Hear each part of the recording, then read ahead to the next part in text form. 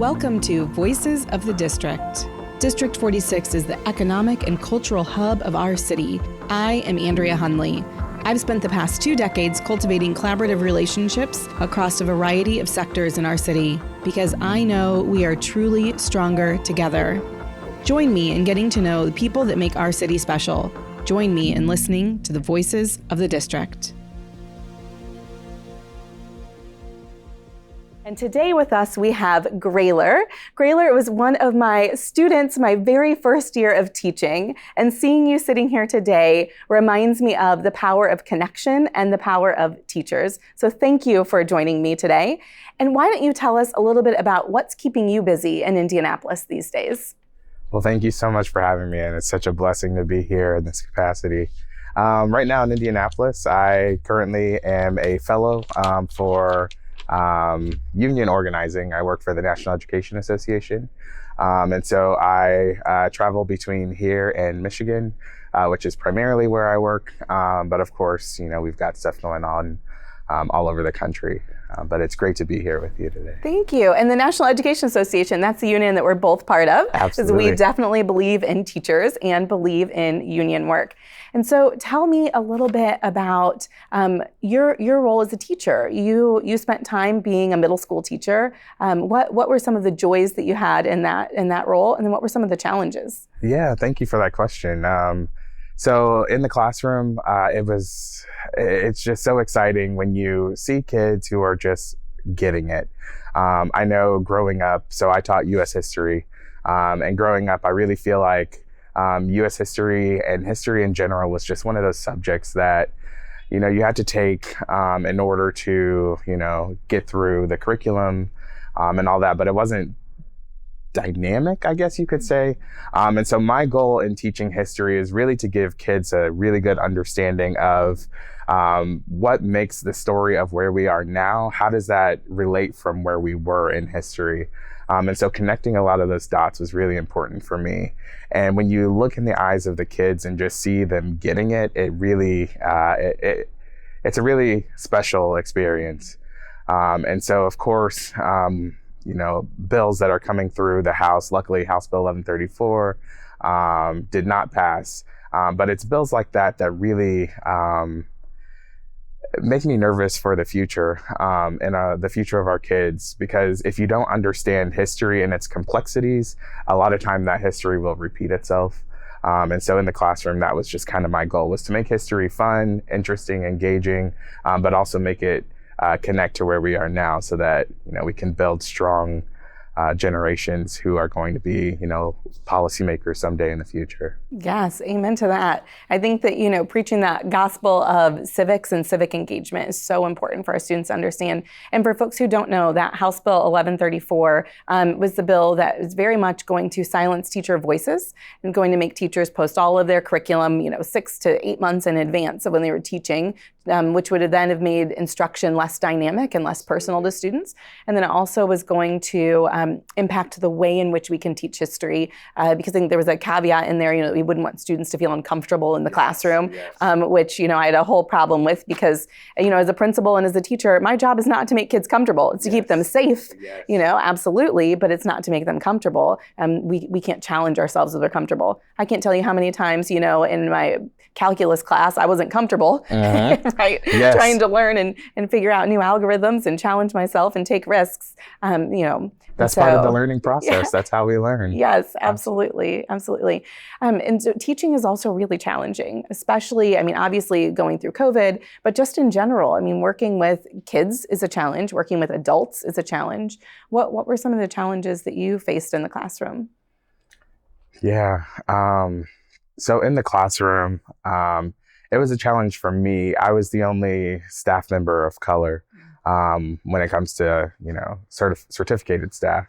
And so I really felt like I had a spotlight on me all the time.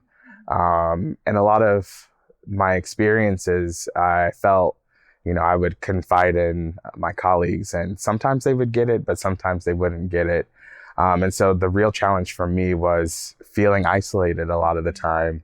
And when you're, you know, teaching is such an important occupation, as it is for a lot of others, but with teaching, there's just so much responsibility, and sometimes you need a group of people that you can just, lean on for support and all of those things. And I did have that to many capacities, but as far as the racial dynamics go, I really felt alone a lot of the times. And so that was a real challenge for me. I think that that's incredibly hard. When you're the only in a room, whether it's being the only woman, being the only person who's Black, the only person of color. I mean, I think that it can be really, really hard. If you're the only person who is experiencing, having a disability. I mean, it can be hard to be the only. And so I agree with you that having those connections, because even people who are well-meaning can slip up and say things. Yes. Yes. I remember one day I went into my office. It was my first year as a principal. I'm 28 years old and sort of know what I'm doing, but mostly don't.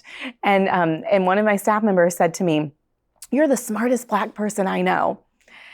And I was like, "Oh, take a breath, Andrea." Yes, that is not a compliment. Uh-huh. And I didn't know what to do with that. And so I just walked back into my office. I called my mom and I was like, "Mom, help me, think through this and walk through this. And how do I respond to people who are well-meaning, but who make missteps that make this an uncomfortable environment?" Yeah. And that is such a challenge, is navigating those kinds of complexities where it's like, I know that you're well-meaning and well-intentioned, but the way that it came across was not exactly the right way.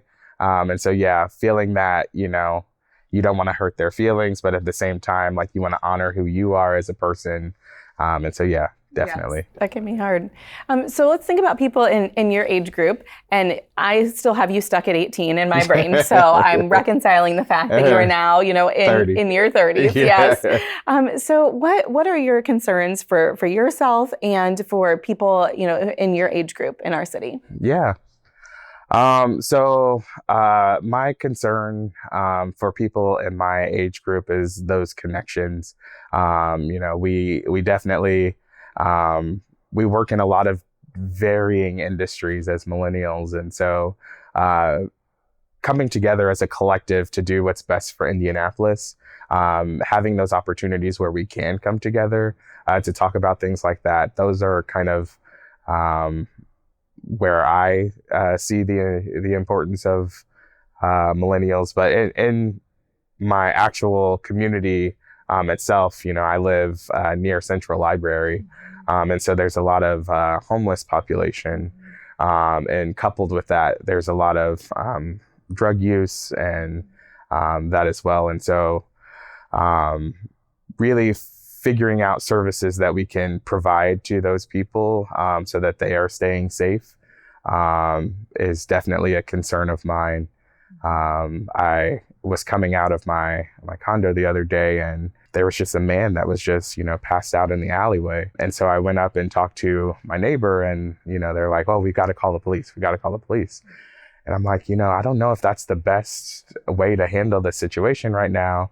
I tapped on the individual. He was responsive, got him to, move. But on this particular day, it was really cold outside.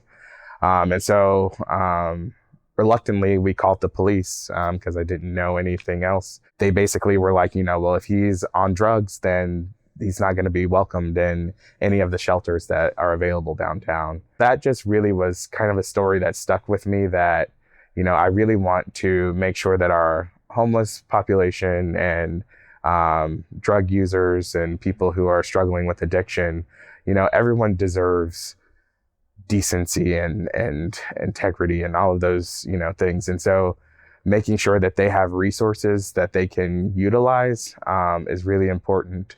And so figuring that out is definitely where my head is right now.